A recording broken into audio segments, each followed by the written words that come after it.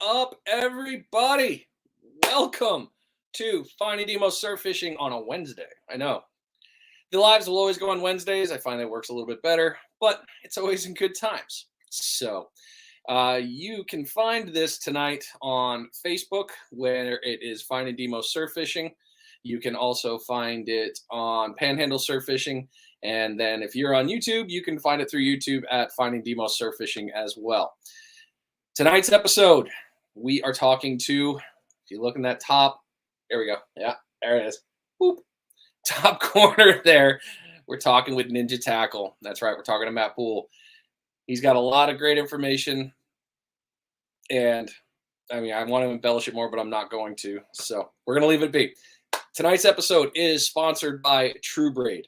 Go over to truebraid.com and take a look at all the products he has for his lines. They are definitely spooled up on mine. I can actually say I'm very happy with it. I'm very comfortable with it. The lines are very well made. And yes, we will eventually have an episode with him as well. So, all right. Hope you got your pen and paper ready and you're ready to go because you're listening to Finding Demo Surf Fishing. Here we go.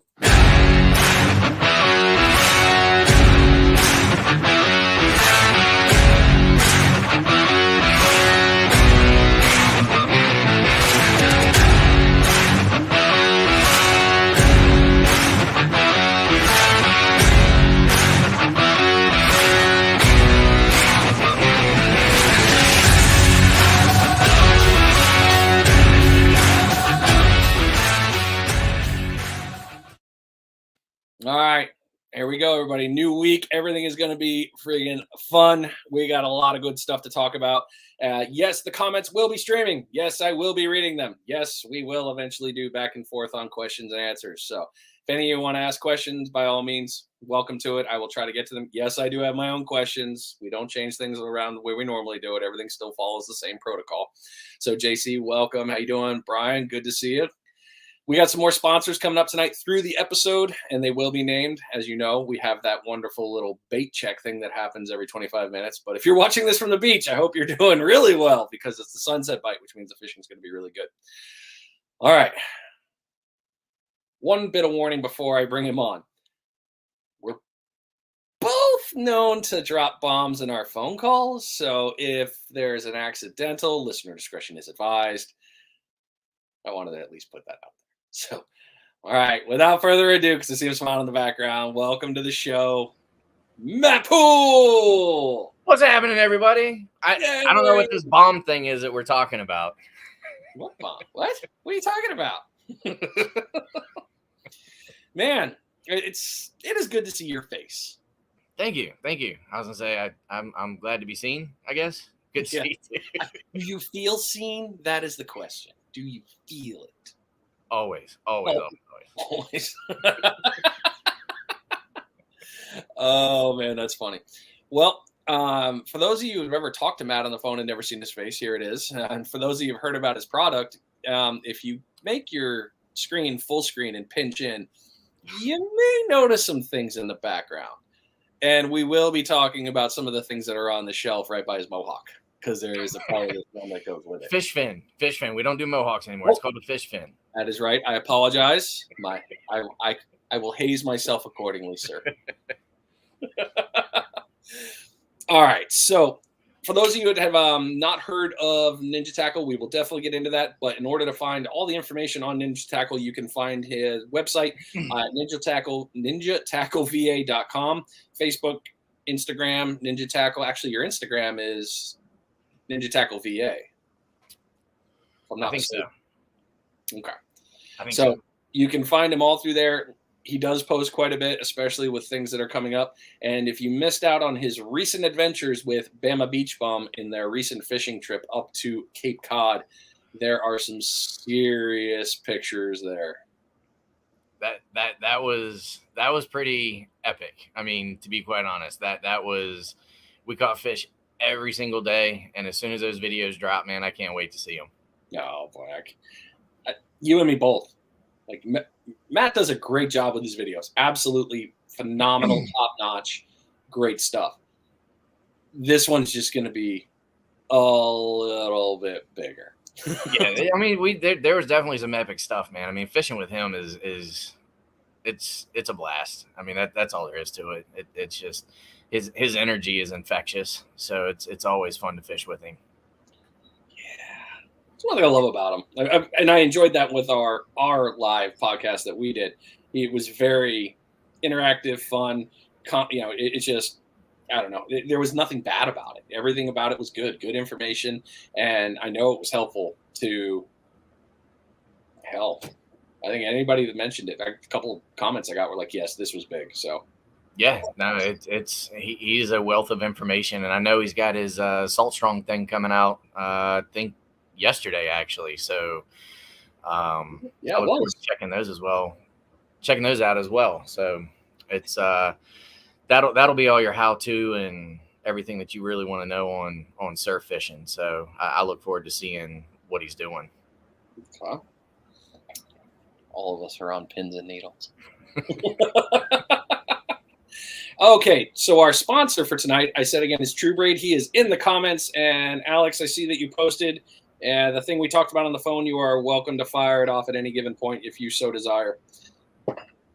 Oh, ooh, it's my favorite, the blue and 30. I don't know where that came from. I don't know where'd you get that, man? Why do you have that? Honestly, if you really want to talk about it, Alex reached out to me several months back and had a lot of questions, and I helped him with a few of his questions, and really just kind of took to the guy. And I like his product. I've been using it, and now we sell it. So that's it's a good sponsor to have for tonight. Yeah, he is a great guy to talk to. I've thoroughly enjoyed the phone call I had with him. There was so much knowledge that he gave me. I was like, man, I should just recorded this whole conversation.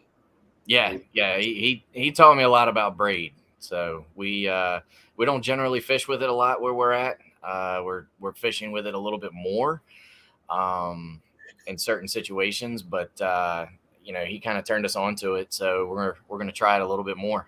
Yeah.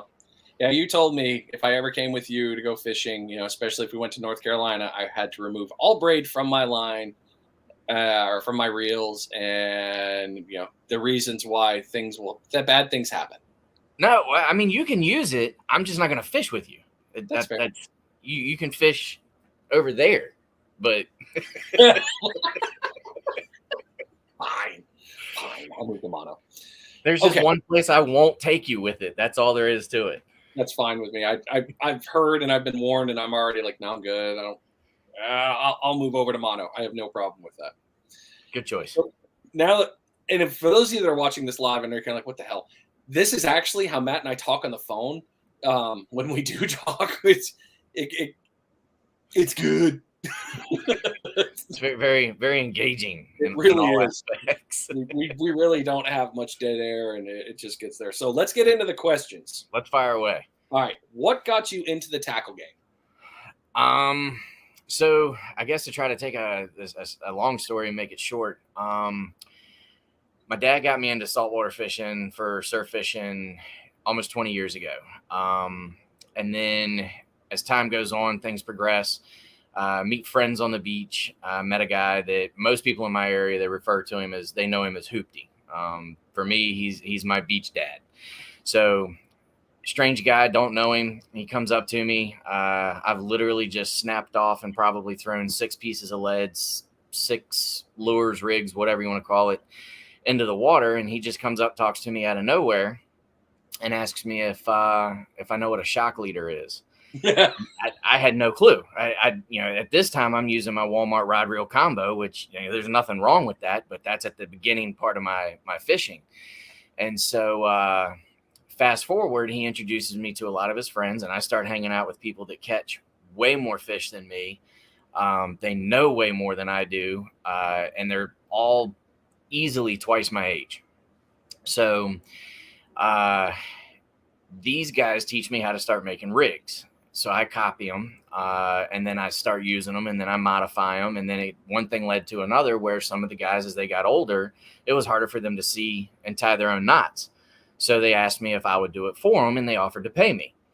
Well, did that for a couple of years, and I'm like, well, my stepbrother and I were, which by the way, his name is Matt as well. We're sitting on the beach one night, and we're about a 12 pack in, and that's where the great ideas come from. And Best ideas come from it's that. like, honestly, I was like, dude, we could do this. I said, well, why don't we start a tackle business? I mean, the idea in the beginning was do enough to where we could pay tournament fees and travel costs and things like that. So, and then things just continued to progress. So that's kind of what got me into the tackle game, was the love and passion for fishing. And obviously I was making good stuff for some of the older guys that I was fishing with, because they liked it. They were catching fish with it. And I figured, hey, it works. How can we take it to the next level? So we did. And Hoop's been a big part of everything that we do. He's very much a face of the company in the Outer Banks for us. And then I picked up a couple of mentors along the way, some people that have been doing this from a business standpoint for a long time. Joe Moore, One More Cast. I don't know if you've heard from him. I know you've heard me mention his name before, but that guy taught me a lot of the stuff that I didn't know, hooked me up with other brands that we sell. And even Pompano Rich, he kind of helped us in the beginning with being able to promote our brand down on the east side of Florida for the first couple of years. So, and then things progressed. So, but as far as what got me into it, losing a bunch of stuff in the water, and then meeting the right person and being with the right people and drinking the right beer. So the right beer. Oh, that's pretty funny. Well, I mean, the right beer does matter. So yeah, if it wasn't a 12 pack, it wasn't a good idea. So we wouldn't have done it. All right. So I guess this question's answered, but we can throw it in there. Why tackle and not something else? Tackle was something that, for me, it gave me the opportunity to keep me close to what I loved. Growing up fishing ever since I was 4 years old, ponds, lakes, rivers, saltwater, wherever I could get a chance to fish is where I would fish. So tackle, honestly, was just kind of the natural selection of things to do that kept me even closer to honestly what I love doing. Now, tackle has moved a smidge, and we will get to that. I can't wait to talk about it. I know it's not on here, but I'm excited. What does so as far as Ninja Tackle and the shop, what does your tackle shop cover for gear? So for gear, you can kind of see tackle related wise, honestly, in the backdrop behind me. Here. I think it's here. Somewhere here. So yes, but we cover a wide range of rigs, just high-low rigs. And that's what got us started. Honestly, we started with 4 rigs. We had some tackle shop managers and owners. They helped us in the development of a lot of what we have. And then it just progressed from there to, I think we've got 20 some different rig options at this point. And then obviously we have our line of dagger rods. And then we have our own line of hooks, swivels, some terminal tackle. I've even custom designed a couple of swivels at this point. It's a lot of just kind of finding loopholes and listening to the end users and listening to I wish I had, or I wish this was this way. Well, I listen to it and then figure, well, can I do it? And if I can, I do. Yeah. So you've definitely been one of the few that I've known that have. I mean, you've asked me several times after things. Well, what would you do different? What would you like better? I mean, you really listen and try to adjust. I would like a little bit more of the freedom to be able to listen more. Like I want to move faster than I can actually move. So sometimes I'll have to jot down ideas. One thing I'm really grateful for is, again, going back to Joe Moore and some of the product line, it's being able to carry the line of Achias products, the rods, the reels, being involved with them. I really, I want to do more, but I have to sometimes reel myself back in and scale it so that I can slowly progress into whatever new idea or whatever new product that I want to roll out is. And I think you bring up a really cool point here, because that's something, if no one's ever been to Ninja Tackle VA.com, there's a lot of other things in there besides Ninja Daggers or the rigs. You have a full shop of other things. Yeah, I mean, selling, we have lures, we have line, reels, rods. That's one of the most interesting and fun things that I've had doing this, is making relationships with vendors, finding products that they have, that they work, and seeing if I can bring them under my umbrella. And I love talking to people and trying to bring that stuff in. And to me, that's kind of what fuels part of my fire, is establishing the relationships and bringing new things in. True Braid just made a pretty good comment that I have to bring up. What did he say? Matt said, people ask me about braid on my website. A week later, he ordered True Braid. I'd say you move pretty fast. Yes, full disclosure, I did. I got like 2 phone calls, a couple of emails one week, and I get it from time to time with braid, but it just, I happened to see True Braid pop up, and I was like, what is this? So we ended up talking to each other, and yeah, he's right. It was about a week. Hey, it works. I mean, he's got a good product. It was readily available. Price points are good. It's kind of a no-brainer. I mean, why not offer it to people? Yeah. I think that, and the other part too, I mean, hell, you got what? You got that box in before you came down here for the tournament. And you had what? Did you have one of the rods spooled up with it? I can't remember which one it was. For me, I think it was my 9-foot rod. Yeah. I was expecting, not knowing really what kind of fishing we were going to get into. I mean, I know we were down there for a tournament, but I also know that anytime Bama is hanging around, we could be here one minute, here the next minute. So there's a lot of walking. And so I was ready to go. I mean, yeah, and you guys brought nice 4 to 6 foot waves with you. We appreciated that one. Don't worry. We took them home with us when we left. We did, because literally the day after you left, the surf went back down to, what was it, nearly flat. So I'm sorry as we kind of sidebar on this conversation for everybody. We fished in the 2022 Pompano tournament hosted by Perdido Blaine and Lost Key Outdoors. And out of nowhere, the surf went from normal panhandle, 1-2 footers, nice spacing, to 4s, 6s, where we were throwing 5-ounce Sputniks and more to just keep it stuck. So, full disclosure, John, he's on a lot of the videos with me with Bama. He's generally fishing with me a lot. We literally showed up to Gulf Shores at, I want to say it was around midnight. Dead wind, everything. The weather was great. We didn't sleep there at all. Like, we took naps, and we took a nap.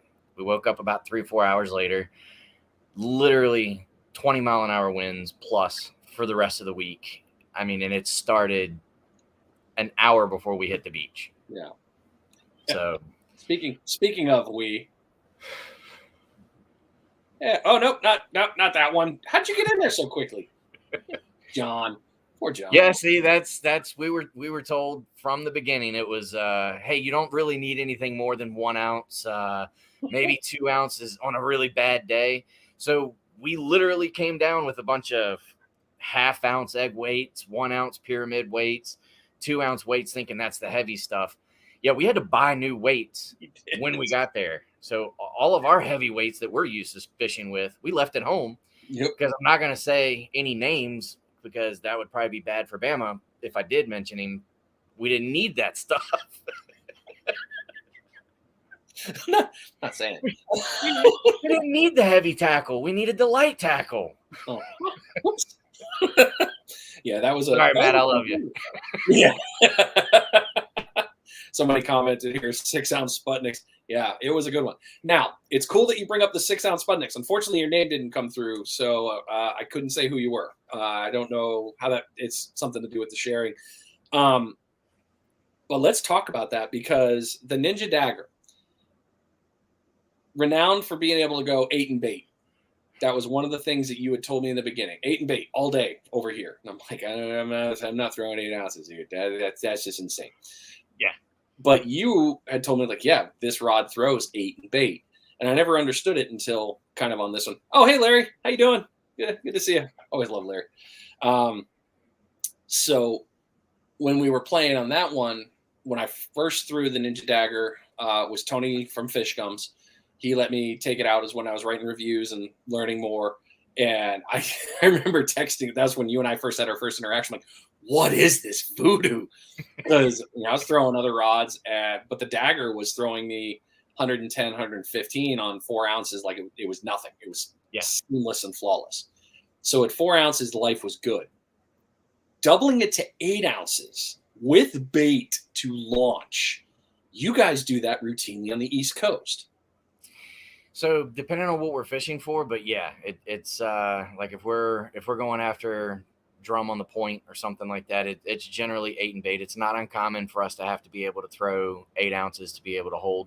And Sputniks are not a very common form of weight that we use. So it's a lot of pyramids, eggs, frog tongues, things like that. So, we understand that with pyramid or with not pyramid, but with Sputniks, less weight can hold like it's heavier.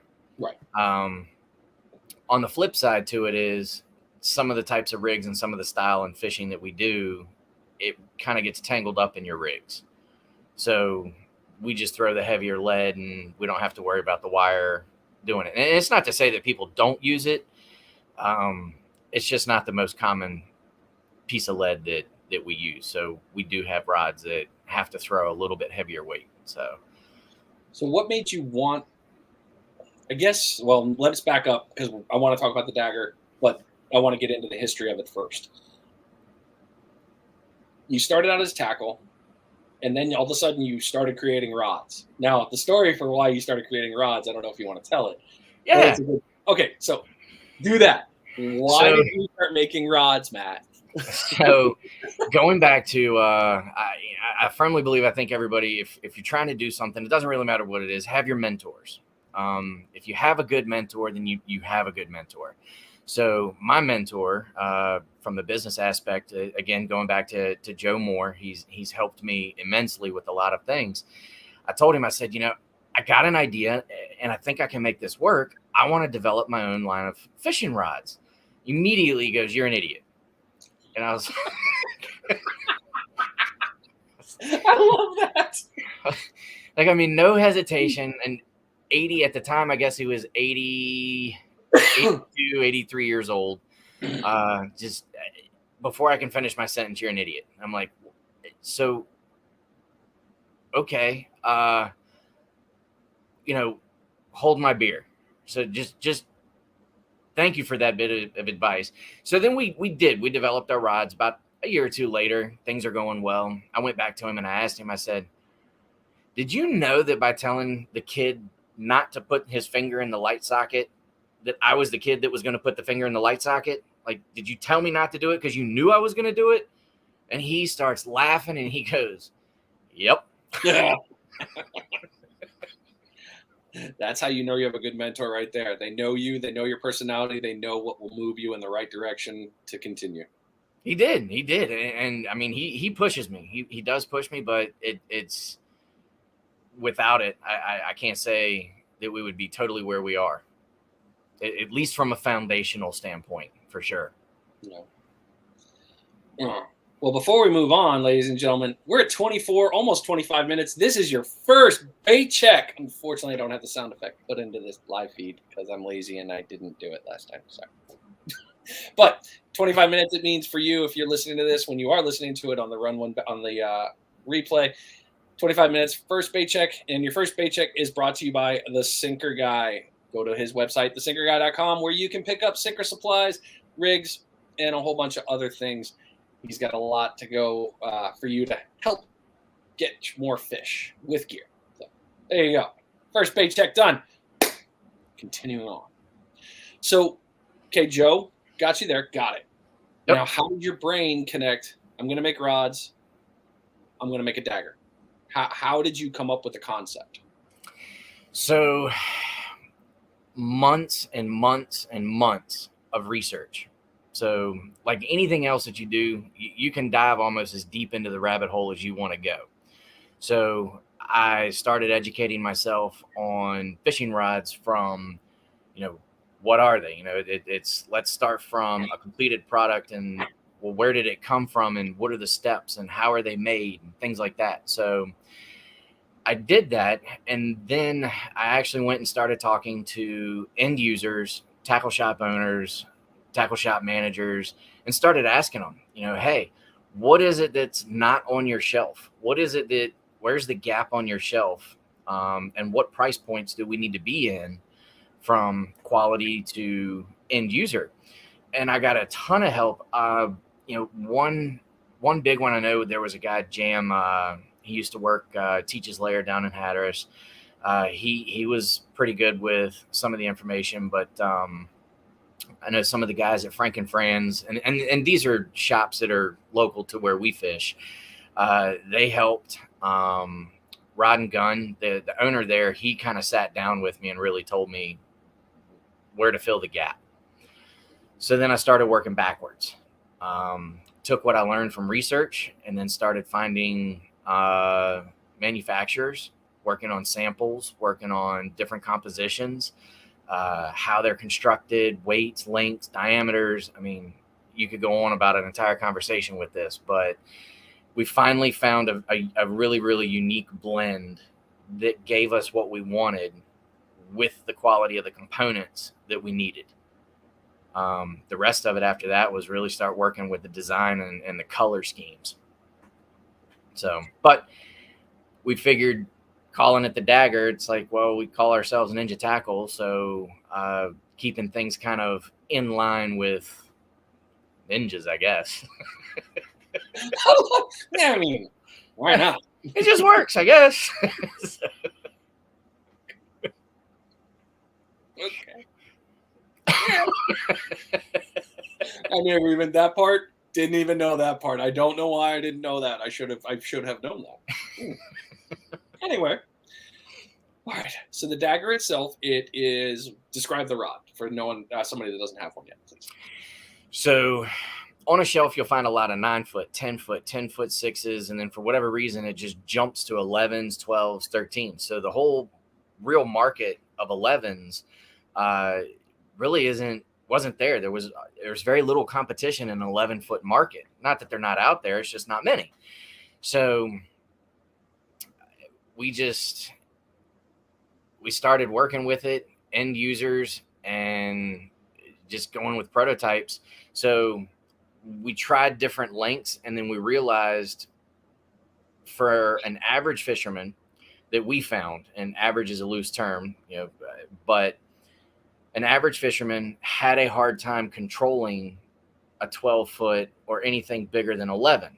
So for an accurate cast for a beginner, a novice, somebody that goes on vacation X amount of times a year, and that's the only time they get to fish, 11 was a great way to maintain accuracy, get your distance, and still have fun and not be a cumbersome rod that required a lot of extra practice. So then working it into it being like a 2 to 7 ounce rod where 3, 4, 5 is the sweet spot for it on a good, calm day, fishing for whiting, flounder, drum, your 10-pound and less fish, pompano, it kind of served an all-around purpose. But that's our staple rod, is the 11-foot rod. That's what we started with. And you've been able to move it around. So most of the rods that all come out, you've got different variation of sizes. And I need to pause for a second here. Richard White, I see your comment, waiting on a Dagger bass rod. I will say this. Don't walk away from this podcast until it's over. Hey, Richard, stick around for a little while, buddy. Mm-hmm. John, patience. I mean, we may have something to talk about here in a little bit. But anyway, all right. So the Dagger fit in that one on the 11. You have the 12s. Yep. 11 being the staple. And then the range of weight, 3 to 8, 3 to 9? can't remember. So the 12 will go up to 3 to 8, but like any rod, you have a minimum and a maximum. So 3 to 8, it'll handle 8, it'll throw 8 if that's something you need it to do, but it's not going to be its optimum performance throwing 8 and bait. It'll do it. I've thrown 12 ounces on them. Honestly, I think John was there when we were doing it.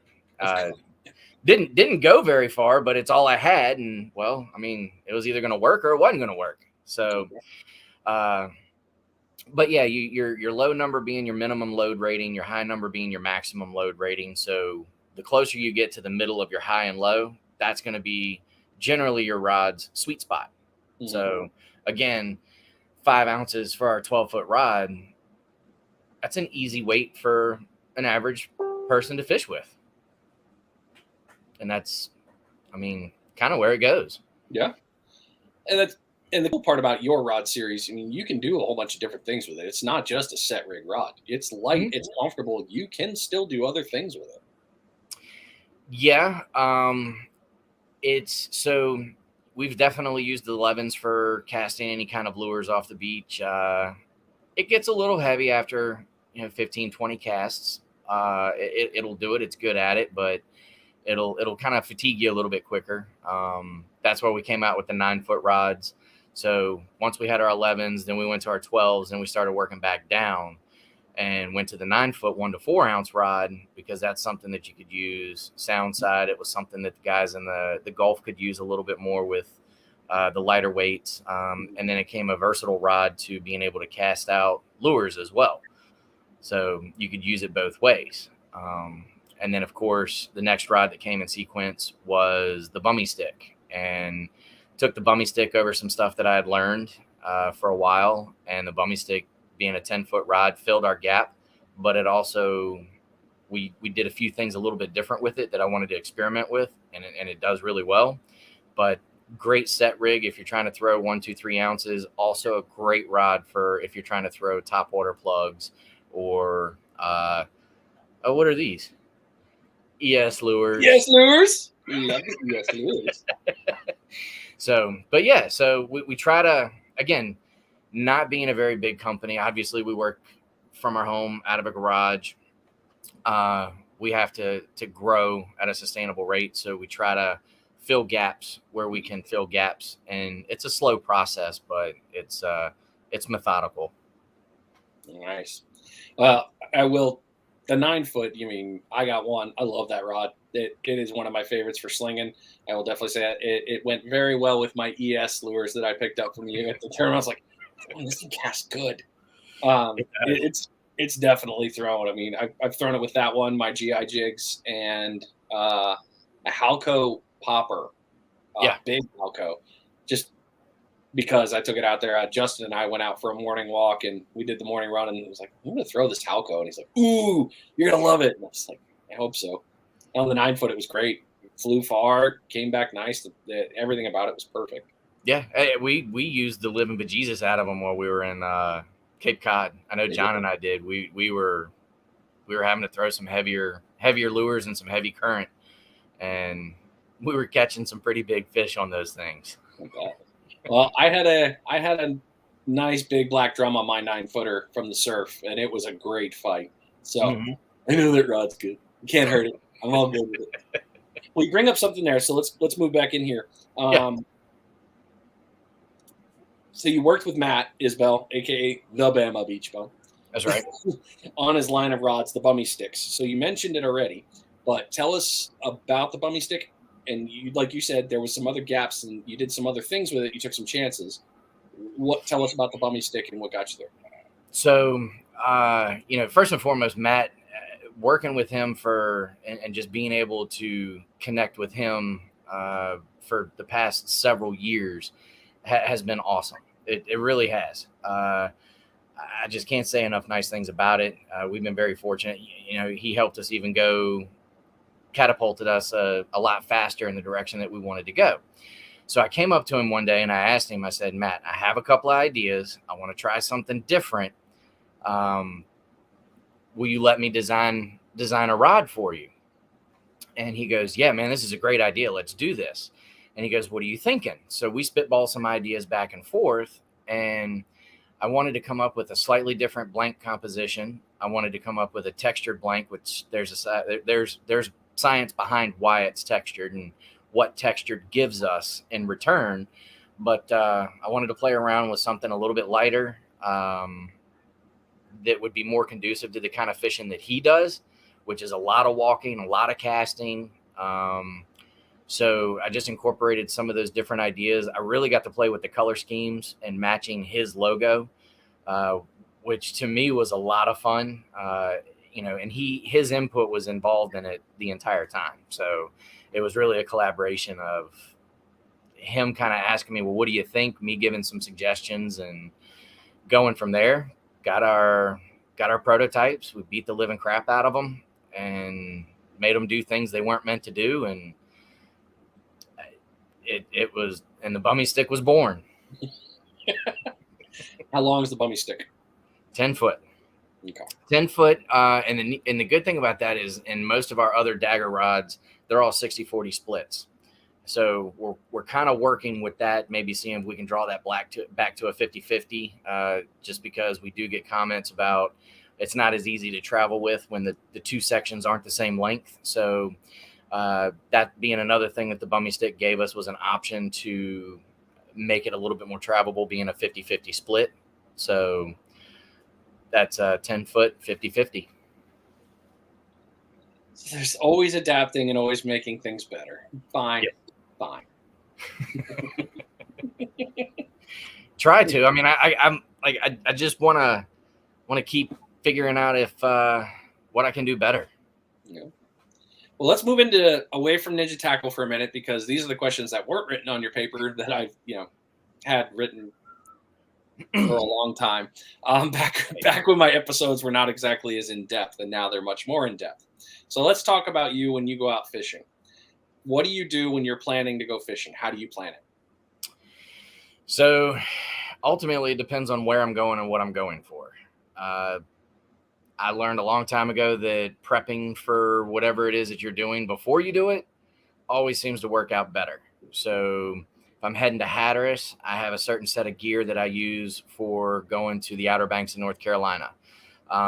If I am running down the street and I just want to kill some time and maybe go catch some smallmouth or shad when they're running or something like that, then I'll take whatever rods or lures or whatever it is that I need for there. But prepping, unfortunately, with being able with running the business, prep time is normally, you look at the watch and it's the weather. Yeah, it's like I don't see any clouds. It's not raining. I got a couple hours. Let's go to find something to do. Okay. So the prep goes that route. All right. So you get to the beach. You got your setup. What are you looking for to set your gear up to start fishing? Depending on the time of the year and what time I get to the beach, since we can drive on the beach, can I find a place to park? I hate that about you. If we get there early enough, then I've seen a lot of really good videos. It's no different for us in the Outer Banks than I see the guys that are looking for cuts and holes and sloughs and troughs and deeper water and things like that. I look for the same things. And there's a lot of really good videos out there that explain in depth. I think, is it Salt Squatch?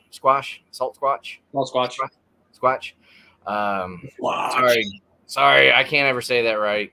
But I've seen some of his short videos, and he's showing you what to look for. Bama's even got some of them, and I know for a fact if you go to his Salt Strong thing, and I swear I'm not being sponsored to say it.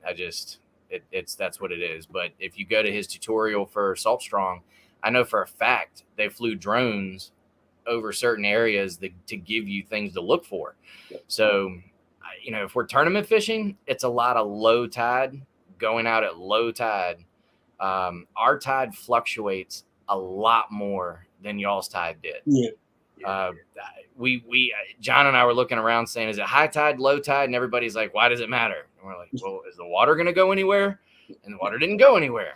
Our water, we can have 3 to 5 foot differences. So that being said, we drive around during low tide a lot, looking for bars, looking for cuts, looking for holes and we mark them, and then we go back. Yep. Okay, so you got the rips, all that stuff. Tides being the big piece for you there. Okay. Yep. So you found your perfect ideal spot. Now you're gonna go. So you normally fish how many rods? 4? If it's tournament, yeah, 4. Okay, but if It's it's just a 4. regular day for you? Regular day, 2 or 3. Okay. 2, 3, So- sometimes none. It just sometimes sometimes I just like watching other people catch fish, or I will literally walk up to somebody that I see having a hard time catching fish, and I know fish are there.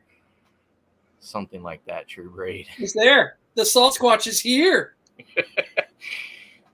Sorry about that one, but yeah. it's, So, to be quite honest, I really do enjoy. I keep a box of rigs and terminal tackle in my truck. It's called my giveaway box, and I will literally walk up to people that are having a hard time catching fish and try to help them catch fish. For me, sometimes that's just as enjoyable as me catching it myself. Oh yeah. There's something to be said about helping people. It's that in itself is some of the best days when you see somebody struggling, you see them catch a fish, and you're like, hey, good job. Yeah. I mean, I've diffused arguments before with people by walking up and helping them catch fish, and for me, it's that is almost just as enjoyable. Good man. You're always a good dude. All right, so we got the rods out. Before you set the rods out, what is your normal setup? So by that I mean rigs, bait, sinker. How are you set up, and how do you throw yours as far as planning? Are you how do you stagger your lines?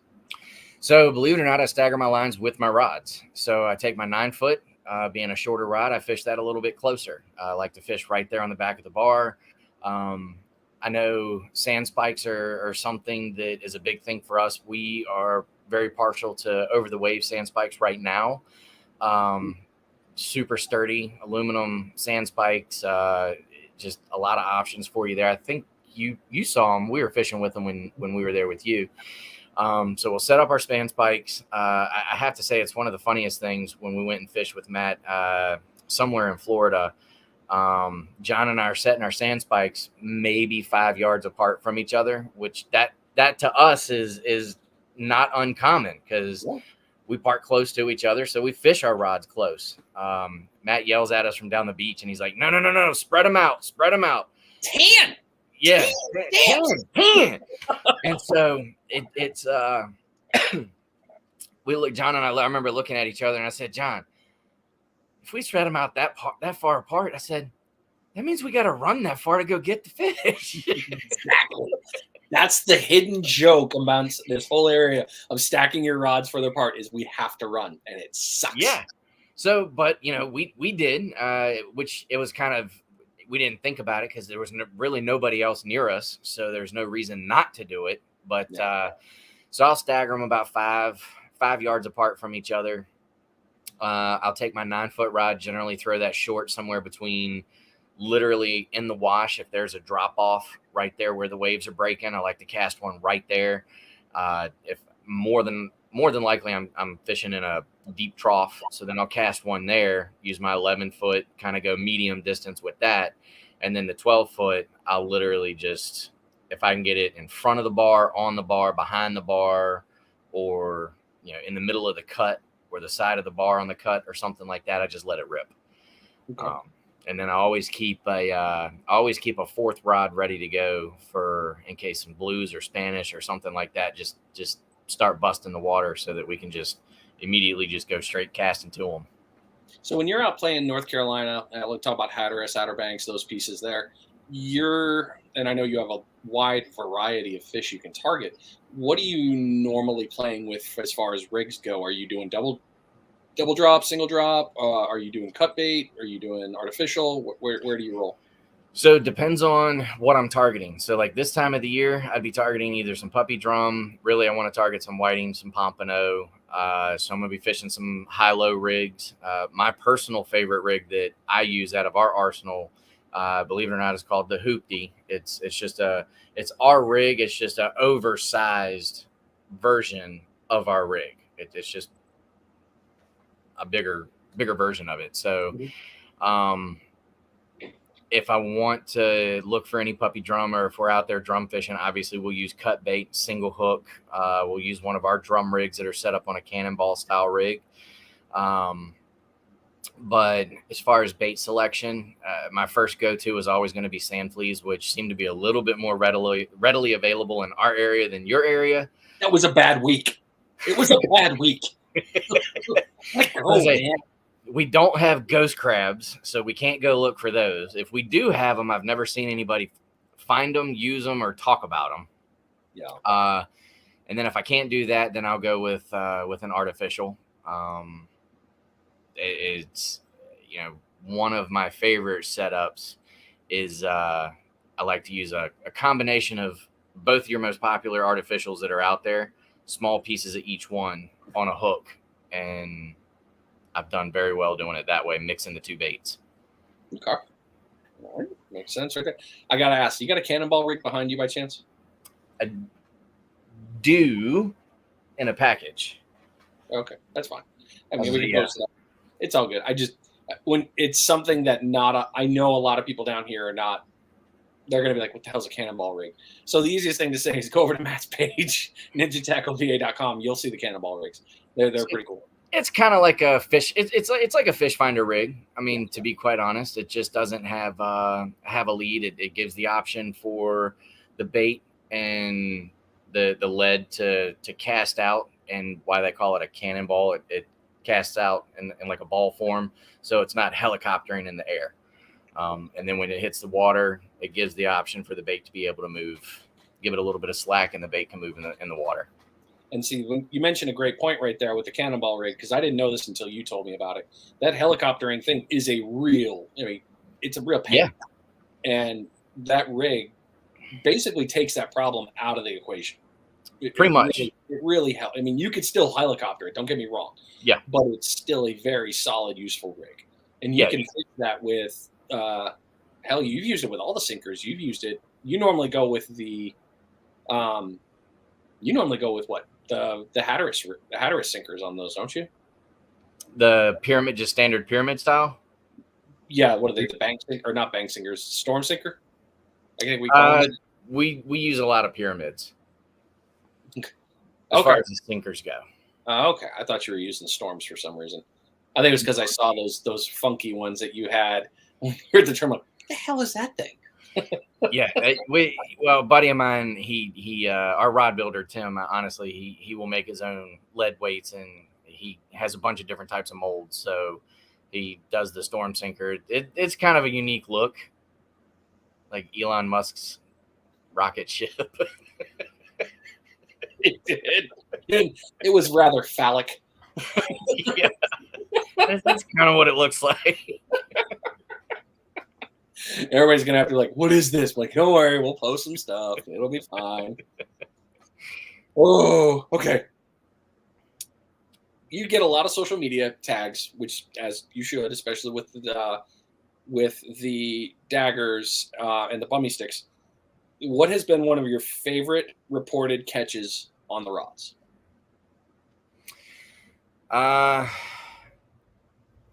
One of my favorite is she used to work at Frank and Franz. She was kind of on that mentor status as well. She had a lot of really great ideas. We made a post about her not too long ago. She unfortunately passed away, but she was probably one of our biggest fans from the beginning with our rods. And she calls me up, sends me a picture one day, and I want to say it was a 45 or 48 inch red drum that she caught on our 11-foot daggers. She loved using our product. She loved supporting us. And that was probably one of the favorite catches I've ever seen. And I actually have it posted up. We kind of wrote something up about it once she passed not too long ago, but that picture is probably one of my favorites. And then a lot of everything else that blends in after that is I love any picture that's sent to me where it's a parent and a child has caught a fish. That they all equally are just as unique as from one to another. Yeah. It's all about that, man. It's you can't complain when the kids just rocking it out with the gear. There's nothing wrong with any of that. No, it's I love the parents' enthusiasm. Uh, they want to share it. They want to share their experience with me. So as far as a specific catch, it's those. Recently, I guess it was Brant. He had caught some big rare. What was it, scallop hammerhead? I think it was on one of our rods. Okay. That's pretty unique. Yeah. Yeah. I've never caught one, so.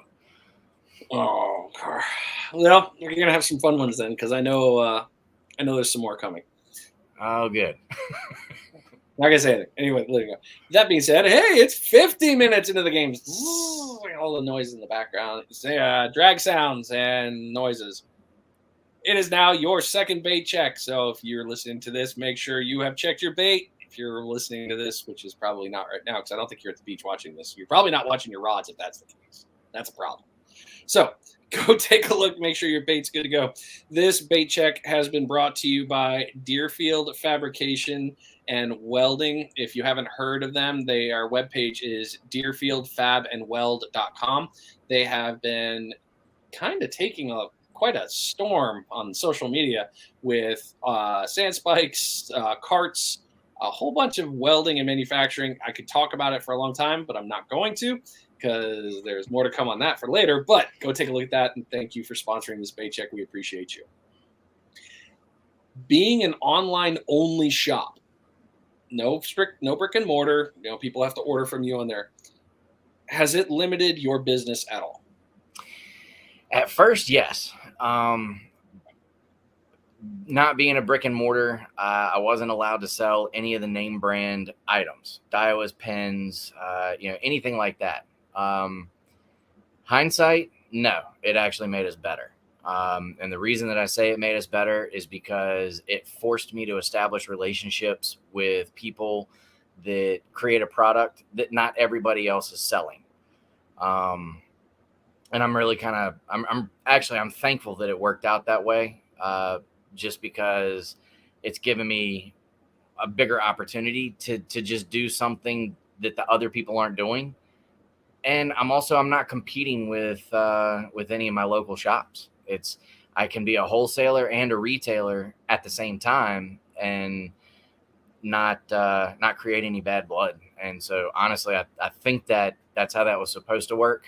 I just didn't know it at first.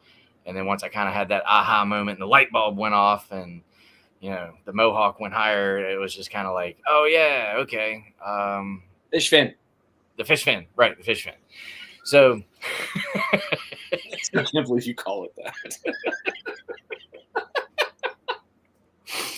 So we're bringing them back, man. We got to call them something new. Bro, I told you I will grow the friggin' Polish Mohawk. I will go down the sides. If I could. I will look like that guy from Prodigy. I would do it. Jen might not like it. Do it. The toilet bowl is going to be the new thing. It's what it would be. I mean, there's nothing back here, man. It's bad. So, but yeah, not having a brick and mortar, no. And I like the fact that it doesn't necessarily tie me down. It gives me a little more freedom to be able to help out my wife, my daughter, things like that here at the house, things that haven't been in corporate America for so long. I wasn't able to do. So not having to report to a tackle store at 6, 7, 8 o'clock in the morning, it's actually worked out better. Yeah, it's been nice that you moved. It was fun when we were talking about that. Yeah. Now, you bring up your daughter, which is a perfect segue into a partial part of this conversation. So not only is it Ninja Tackle, it is also Ninja Tactical. Yeah. I do it every time. I shouldn't, but I do. It's also Ninja Tactical. You've also moved into optics and weapons series, a whole bunch of that. You got a whole bunch of optics sitting right above your dome there. Yes. So tell us about that.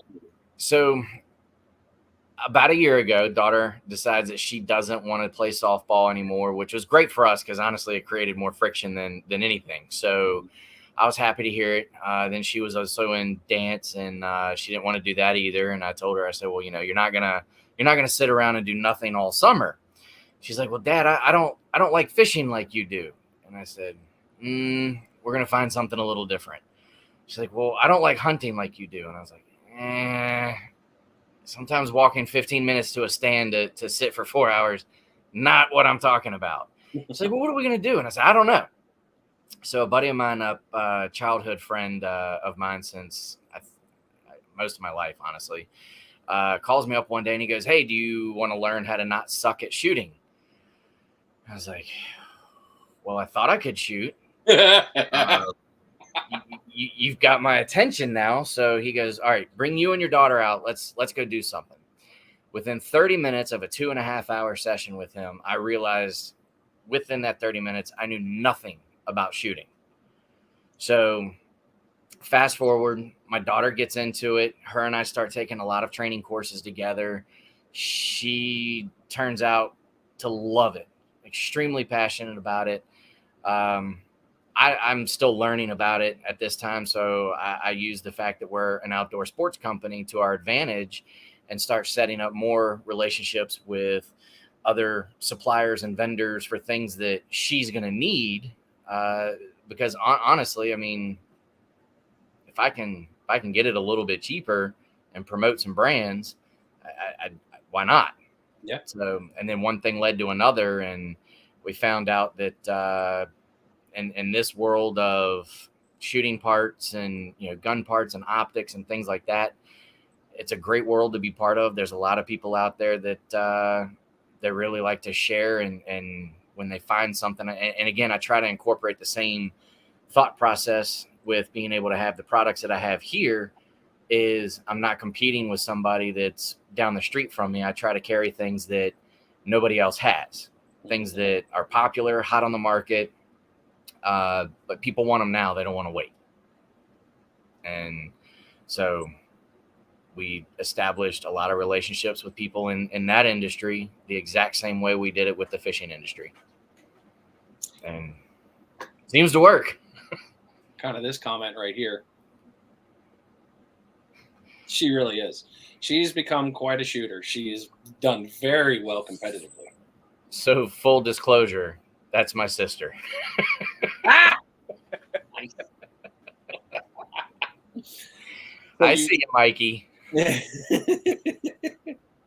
So you have put it all together. So she's into this, and you've expanded the business as well into the tactical side. Yeah. And you're selling it. Are you still running it? You're running it through a different site though, right? No, it'll all be on the site. It's going back to that whole, I should have done it more scaled. I got a little over excited with my opportunities that I had in this world. So I ordered a lot of stuff. And it's not all on the website yet. It's a project that was supposed to be completed 2 months ago, but it's not. So it'll all be on the same site. It just, we kind of run it under Ninja Tactical instead of Ninja Tackle. Yep. Sorry. So under the table that way this time. Okay, moving back into fishing. Okay, so we're coming up on the first hour, and I wanted to do this. I wanted to kind of draw it out to this time because we had a lot of stuff to talk about, and you nailed almost all of it. So let's move into the fun thing. Yeah. wait, what hasn't been fun yet? None of it. It's actually all been great. Okay. Right. Over your left. I think it's your left. Which one's your left? Yep. Cool. Yep. In black. Like, yeah. Damn it. Which one? This one? Yeah, that one. Okay. That one. There's a little sleeve right there. Oh, that little guy. Yeah. What's in the box? Is Richard White still on? I don't know. He might be. He only commented a little while ago. He wasn't. Yeah, he was here just a couple minutes ago. Hold on. I'm glad. Okay, everybody. So if you read the comments that were alluding to this, I hope you're ready because this is going to be glorious. Are we ready? Do we do a countdown? You want a drum roll? Ooh. We could go to commercial. Do you do those? No, but I mean, I could come up with one real quick. I don't know. I could like draw this out and make it weird, or it's like let's do it. So we now have, if this works, Ooh, this. What's that? What's this that? is the Dagger go-to inshore freshwater series 7-foot one-piece rod. So we're going to take this out of this beautiful little bag. That's right. Let's get the dance going. Yep. Boots and pants, boots and pants. I know if my sister's listening, she's laughed at that one. Larry Grossman just put in there, you just sold out. So this is something that I've been working on. Well, it's never an I. There is a collective we when it comes to anything that we roll out, between product testers, walking up and meeting random people, trying things out, soliciting ideas from people that use things like this. So, I mean, there's a collective to it, but I will run it from the end up. So start here. You may recognize that style of grip. That is a wind grip. And it has a custom artwork done to it in our color. Then there's our traditional green.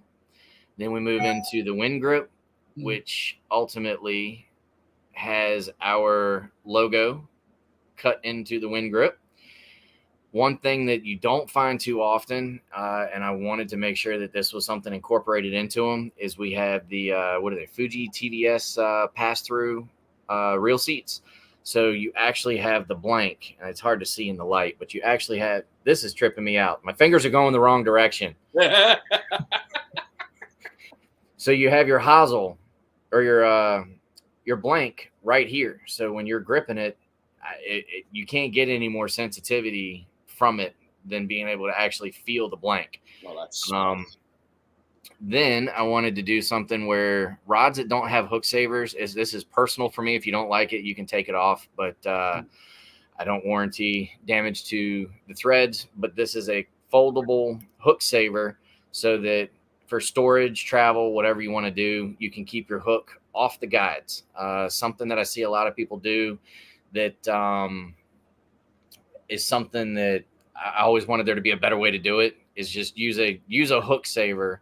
And if you don't like it, collapse it, don't use it. That's okay. But it's there if you do want to use it and you want to protect your guides.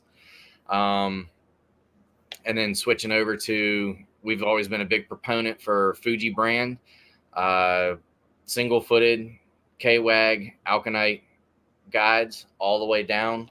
And then fast forwarding, we used a slightly larger tip guide, if you can see that. Hey, look, it takes my whole forehead. Yay! I promise it's not that big, but it's big enough that if you're using shock leaders or anything like that, if you happen to get the shock knot past the first guide, it's not going to ruin your day. Not like a micro guide. And again, there's nothing wrong with a micro guide, but it just opens up a little more opportunity for you to be user friendly. And then the specs on it, I don't know if it's going to catch the specs. It's not coming through. Hold on. I got 7-foot spinning. Yeah, I'm blind. No, you're not blind. It's blurry. All right, so 7-foot spinning. Now you probably have to tap the screen or something because it's focusing on you. It is what it is. You're just going to have to read it to us. Show us. So, read it. You've got the 7-foot one-piece spinning rod.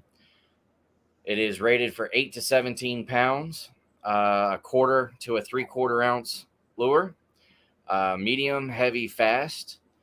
And I'm not promoting it, but I have thrown heavier than 3/4 on it, and it's done just fine.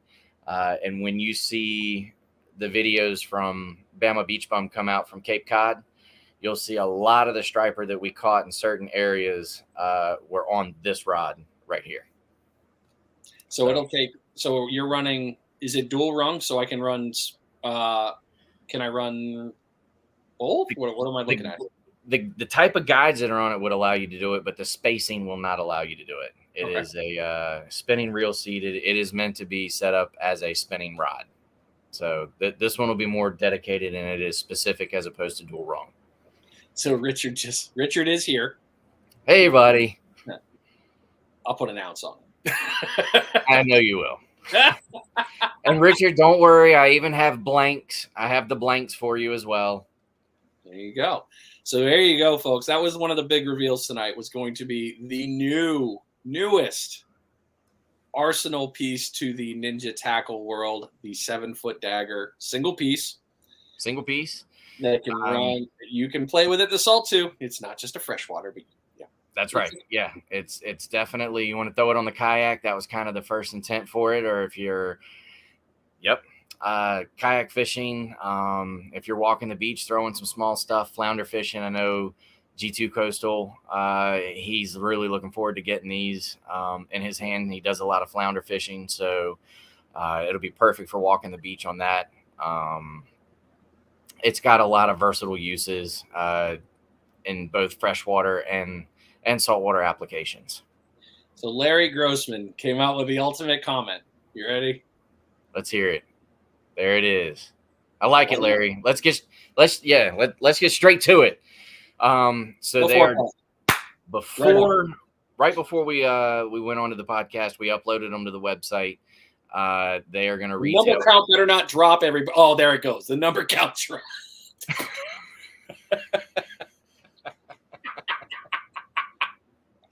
Oh, did it really? Was coming. You did. How many were on and how many left? 35, 28. Oh my goodness. No, this is not for selling stuff. This is just for getting to know us. But since he asked, we're going to answer the question. They're going to go for 180. A lot of your good inshore rods we see, they're in that 250 range. I just want to keep following in the same footsteps of what we did with the daggers. And I want to put a high quality product in my end users' hands for the best price I can offer. So there you go, ladies and gentlemen. They are on ninjatackleva.com. You can go there. We're still going to be talking for a few minutes, so you can run it. I just accidentally backed over all of my 7-footers.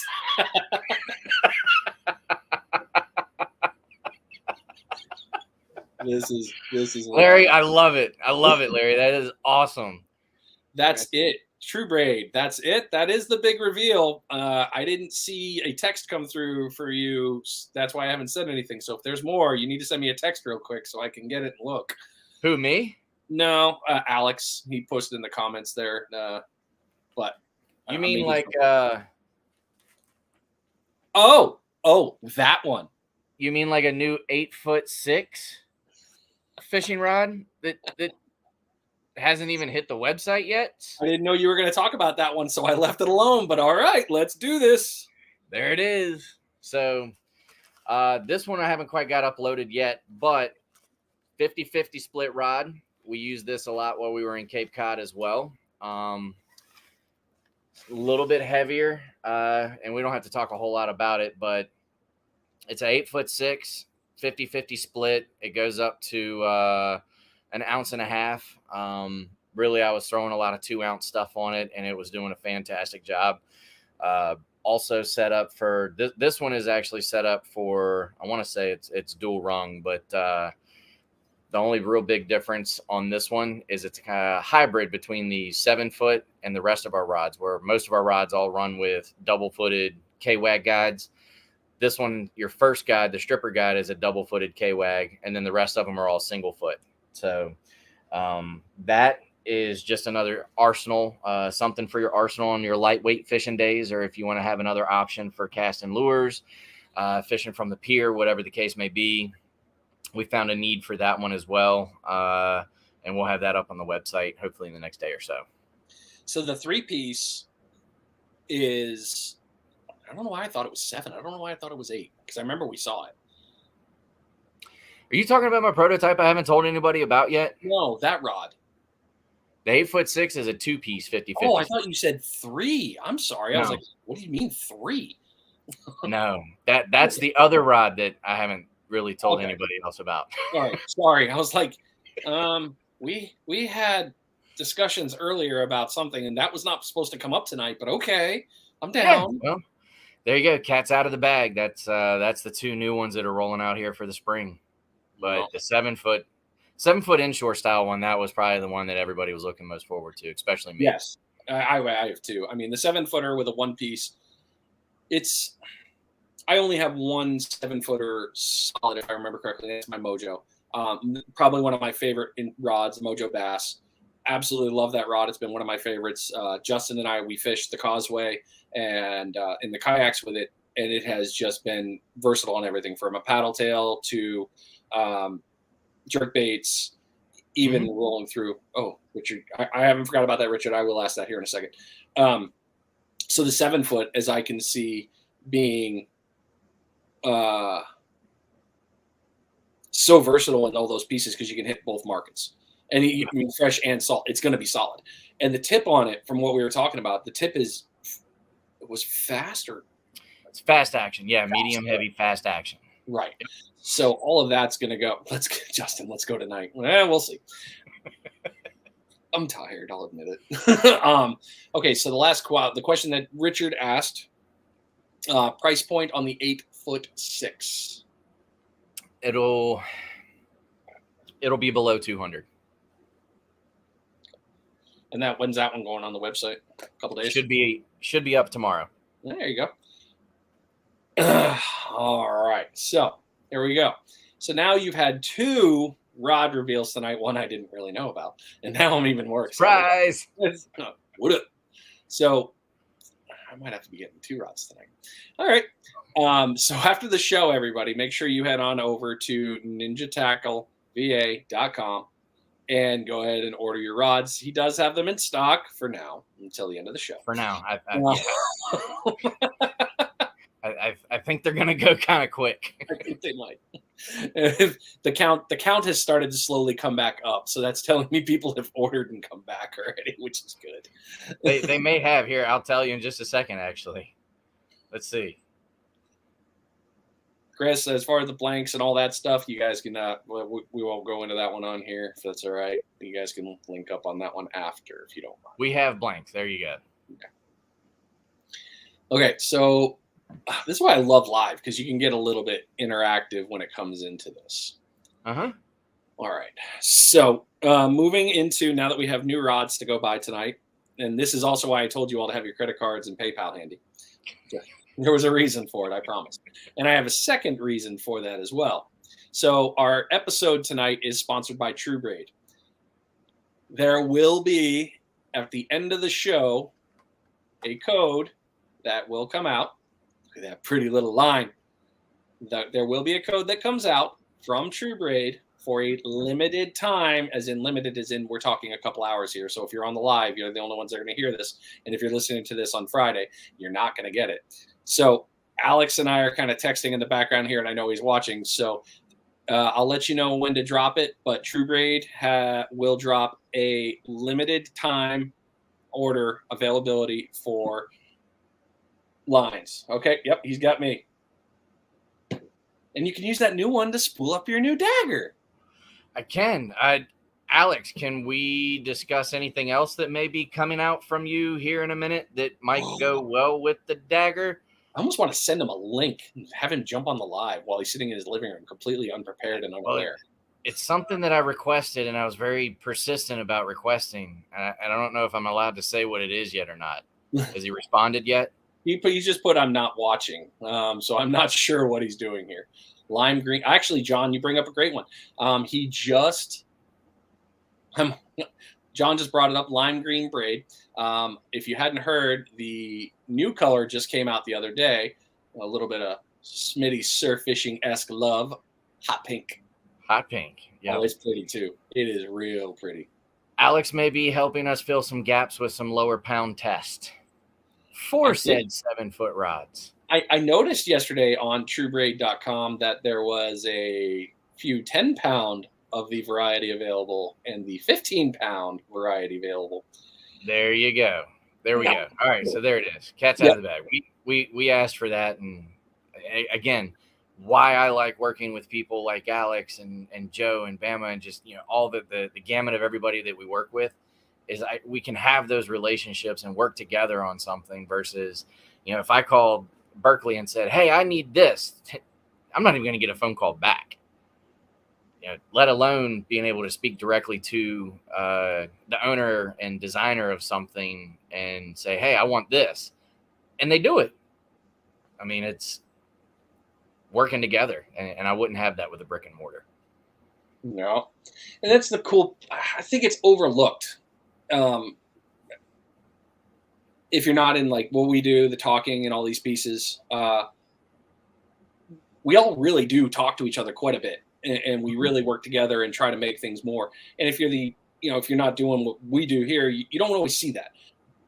But on that same note, all the people that aren't in this industry and don't do YouTube or any of that stuff, that don't have into the text groups, you post stuff on Facebook. A lot of us watch it, see it, and talk about it to make it a reality, Yeah, because those pieces really matter. Your ideas are great. They really work. And if you can't thank get you. what you want, how can how do I who do I ask about it? If you put it out there, one of the people are going to hear it, and somebody's going to do something. Yeah, I mean, I've loved the network from being so small.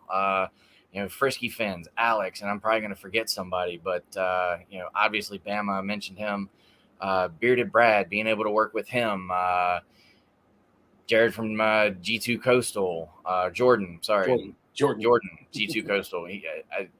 You're getting ready to get a comment about that. Um,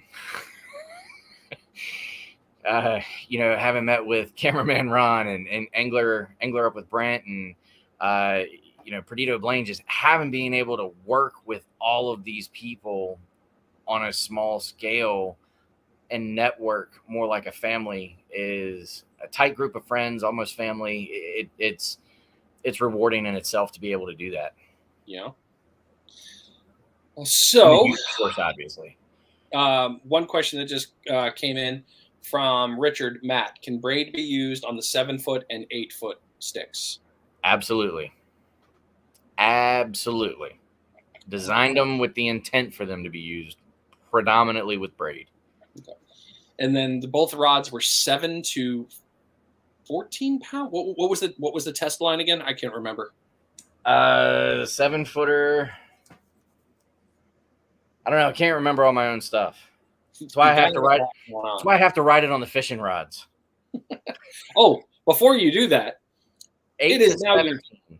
8 to 17, 8 pound to 17. So if you do this order thing that we're going to talk about here in about just a couple seconds, you will be fine. It is now an hour and 17 minutes into the show. That means it is your third and final bait check. Hey, there's an order. So if you haven't done so yet, make sure you pick that up, check that bait, make sure it is good to go. This bait check has been brought to you by Rogue Reels. Rogue Reels Fishing has a bunch of really cool pieces of gear and rigs to take a look at for shark and surf, and a bunch of other ones, not to mention line cutters. He has those in stock. Really cool things to take a loot at. So thank you, Rob from Rogue Reels, for sponsoring. I appreciate you. I'm always happy to hear you. Josh Barfield had to hop off and order a 7-footer. Yep. I was getting ready to say, can we give a name drop? I was going to say Josh Barfield just ordered the first one off of our website. So we'll see if we can't throw a couple cool things in there for you, Josh. I really appreciate it. That's good stuff, Josh. Way to go. Beat me to it. I appreciate you on that. All right, Alex, I know you're listening and I got your text. Go ahead and drop that in the comments and I will spew it out, because that's going to be the adding piece to this for the last set of questions. So we got a little bit off topic. This is like a regular, genuine live like we do on Panhandle Fishing Report. Mike and I love to talk. We're good at that. I would much rather be it this way. I know if we didn't do it this way, Bama was probably going to call me and give me a bunch of crap. I structured him too much. I should have let him free ran a little bit more. No, he challenged me after he did his. He's like, yeah, he took his he took his podcast at a medium pace. So we want to step it up a little bit. Yeah, I really enjoyed the podcast with him. I really did.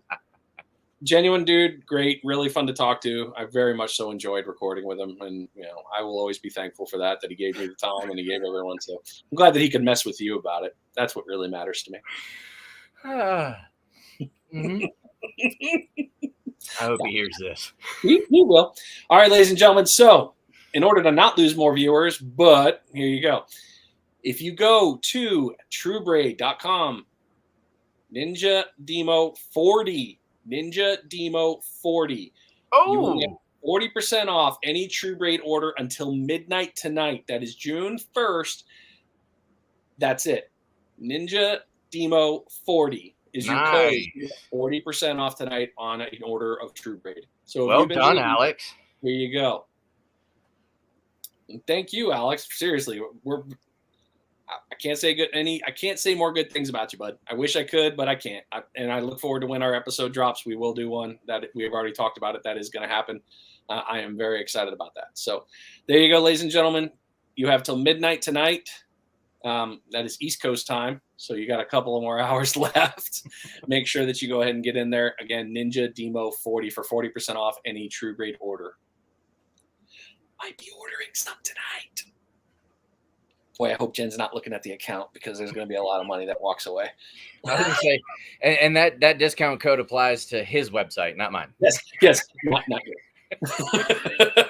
And the number count just dropped again. Yeah.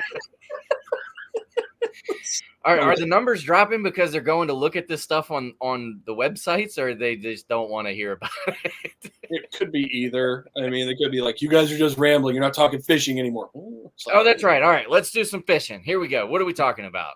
All right. So what has been your biggest lesson learned in your industry? Burning bridges. Ooh. I feel like when you're a small family company and you're working with other small family companies, in corporate world, I learned just how devastating burning bridges could be. So that was something that I wouldn't say that I've learned it in the fact that I've burned any bridges that I'm aware of now, but it is something that I hold wholeheartedly to some of my business practices and making sure that I keep all lines of communication open, and really just try to stay away from burning any bridges and establishing better relationships. You're good, man.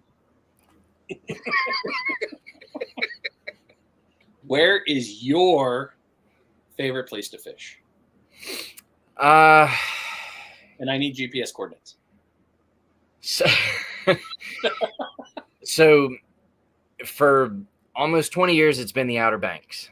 And it still probably will be the Outer Banks. We catch a lot of the same fish that we've caught in other places.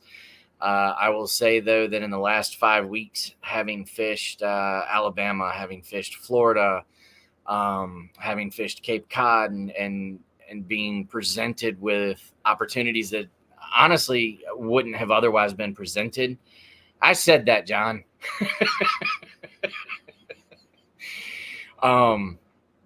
If it weren't for some of these other opportunities, I don't know if it's so much of a favorite place or is it having the opportunity to fish different places now. Before I'd tell you certain places that I like to fish in the Outer Banks. Like, I mean, there's certain places I know if I'm looking for dinner, I know where I can go to grab dinner. If I'm looking to fish for fun, I can do that too. It's tough to say now. I never really had, having worked so much in the corporate world and then doing this at nights and weekends, I never had the opportunity to experience a lot of new places. I think just experiencing new places in general has kind of become addicting, to be quite honest. Trying to go somewhere you've never been, figure it out, get a collective group thought thing going together, and flipping coins. Do you go this way or do you go this way? So now you're gonna have to find out something. I mean, you've hit the New England fishery. Mm-hmm. That's always a fun one. Outer Banks, another dream place for many people. I mean, seriously, many people want to go to the Outer Banks. You've hit two of the major dream spots, and now Florida. You started playing very heavily into that. You played up and down here, and hell, you've got South Florida on the list to go with that. So now it's Texas and then the West Coast. I would absolutely love to go to Texas and try some stuff out there.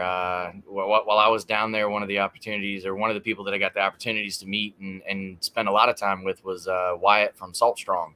Mm-hmm. He's from Texas, so talked a lot about their fishery and a lot of cool stuff that they do. He does a lot of wade fishing, apparently. Something I'm just trying to learn. I wouldn't mind going down there and trying that with him. Yeah, I like what? Yeah, really super smart and a great dude. Really he is. Dude. He is. He's the Jim only Morris, person I know that can literally fall asleep on the beach in the middle of a group of guys in the middle of a conversation. he did actually. That's like, yeah, I did. I remember that.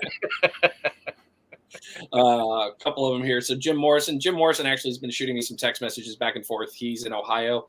He runs down there quite a bit, and he's taking his daggers out. But he's definitely shown me some fun stuff with his. He loves it down there. Dude, Jim, thank you. I was gonna say Jersey's definitely something that I'm great at taking notes. Oh, yep. I hear you, Mikey. I say I can't even get you to take time off from work to go with me for a weekend down to Hatteras. Let's start there. Okay. Let's start small. Let's start small. Jim, I appreciate it, man. I really look forward to seeing some of those pictures. Absolutely. Berries and apparently we need to go to Jersey. You might have to. I'm sorry, Barry. We drove straight past you guys. No, Barry is one of the guides over in Jack's. Love hanging out with Barry. We got an episode planning on there.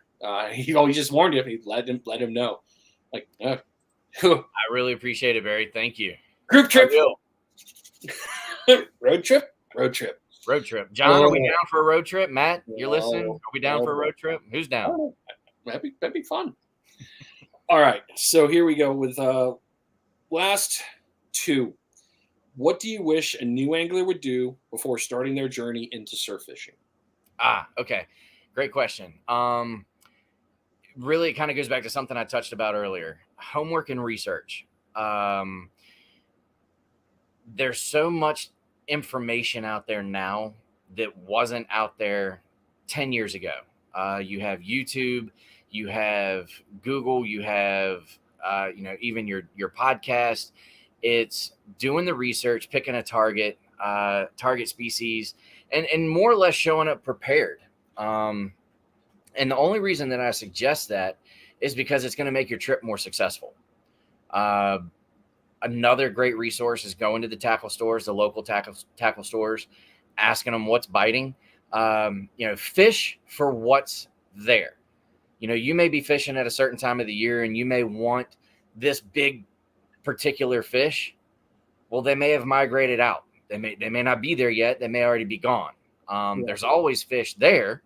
I highly suggest study what's in the area that you're going, and then prep your tackle to fish for that particular species or a handful of species, And for me, that was a hard lesson to learn for a lot of years because I didn't understand how fish migrated.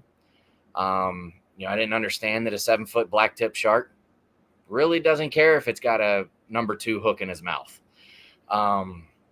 Same thing. It's, fishing with 7/0 hooks, 9/0 hooks.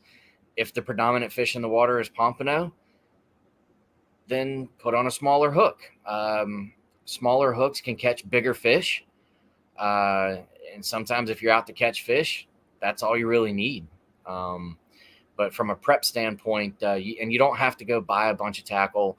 And I definitely don't say you have to go buy any of the daggers or anything like that. There's a lot of really good rod reel combos out there for less than $100. Pick you up 1 or 2 of those and try it. See if you like it. You may not like it. If you do like it, then you can upgrade from there.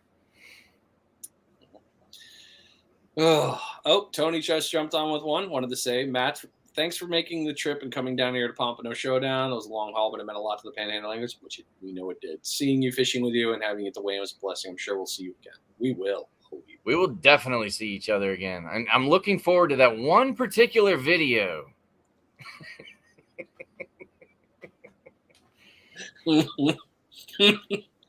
Okay. So, that's okay. He told me he's got a video coming out. It's a near and dear video to me. I don't want to burst the bubble. Larry also won his dagger, and he has been crushing with it. Oh, Larry was the one that won it? Mm-hmm. Yeah, Larry Grossman. Oh, Larry, I'm sorry, man. If I'd have known that was you, I saw you collected at the show.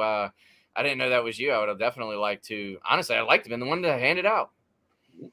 Barry, His wife has the lady dagger. Oh, we should have talked about that. The Yes. pink monster. That thing is outstanding. That's a very, very, very pretty rod. Exact same rod as our 11-foot spinners. I'm sorry they're not up on our website yet.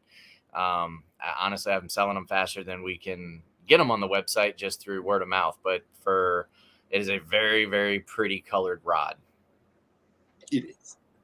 It is. All right. So we've covered a ton today. You've unveiled two amazing things, two amazing rods. We've got a lot of fun stuff to go by right after this. So we're going to go ahead and close this out. Any final closing thoughts that you have tonight on fishing and running and tackle? I tell people all the time, you can't catch fish from your couch. And if you're playing a video game, they don't count. So TikTok. It's no, I mean, I say get out there and do it. Yeah. Is that Abby? Hi, Abby. Still recording. Yes. Yeah, that's Abby. Hi, Abby. No, I say get out there and do it. Socialize, use the network. There's something that I learned about saltwater fishing a long time ago that is different from a lot of other fishing. Unfortunately, freshwater fishing as well. The community that revolves around surf fishing is very much a help you kind of community. It is not uncommon for somebody to come out to you and want to help you, want to do something for you. So it was a great way to meet new friends, pick up a new experience, and get some time and spend it outside. You know, take your loved ones out there and just go do it. Go do it. Well, I appreciate you, brother, and I appreciate you coming on and recording with this whole episode with me. I know it's been a long time coming, and I'm very thankful that you gave it all of us the time with all the knowledge that you shared, and especially for everything you've done through Ninja Tackle for all of us. So thank you. No, and I can't thank you guys enough. I'll be honest. Any order of any size, we are not a big company. We don't have a big warehouse. It's there's not a lot of employees that are running this. It's a very infant business, and we can't do any of it without you guys. And honestly, from my family to everybody, we appreciate it more than you know. Thanks. All right, don't hang up. Obviously, you're going back into the green room for a minute, and we'll talk after. Got it. All right. Thanks, buddy. Thank you. All right, ladies and gentlemen. So this was an hour-and-a-half episode. I apologize partially, not completely. It was a great one. Excellent episode. Matt gave us a ton of knowledge. I hope you were able to get a bunch from it. As you heard, 2 new rods available for you on ninjatackleva.com. And also True Braid is hooking it up as well tonight with a huge discount to get yourself all spooled up for those new rods. So I appreciate you. I appreciate your time and everything that you've given us tonight. I got nothing bad to say, but I'm loving it, man. So have a great night. You've been listening to Finding Demo Surf Fishing. I'm out.